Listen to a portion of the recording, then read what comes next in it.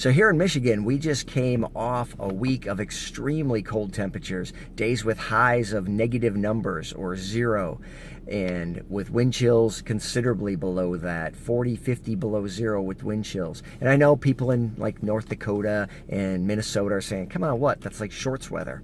But here in Michigan, it was pretty cold and the roads were treacherous and we had ice and we had snow and lots of school closings. In fact, we had businesses close, which is a pretty rare thing. And so it was extreme. And most people were affected by that in one way or the other, and if only to the extent that events were canceled and schedules were disrupted and things were kind of off balance for an entire week.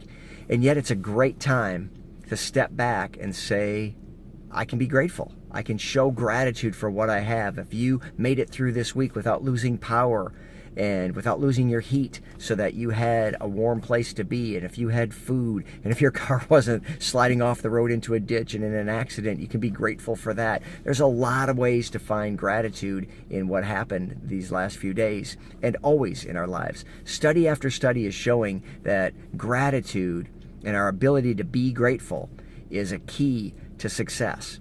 Now understand that being grateful doesn't mean that you can't want more things, that you have to be satisfied with where we are. Being satisfied and being grateful are two different things. Being satisfied or not being satisfied is okay. If you want more things, you want to take yourself to the next level, you want more for you and your family, that's all good.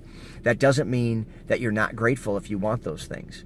And being grateful doesn't mean you don't want those things. Being grateful just acknowledges where you are, that you have things that are awesome, and that it could always be worse. And getting your head around that idea and getting your heart around that idea that you can start from a place of gratitude, studies have shown sets you up for success. It makes you more other-oriented and less self-oriented. It gives you a sense of abundance rather than a sense of scarcity. All things that are super helpful as we move toward greater and greater success. So be grateful.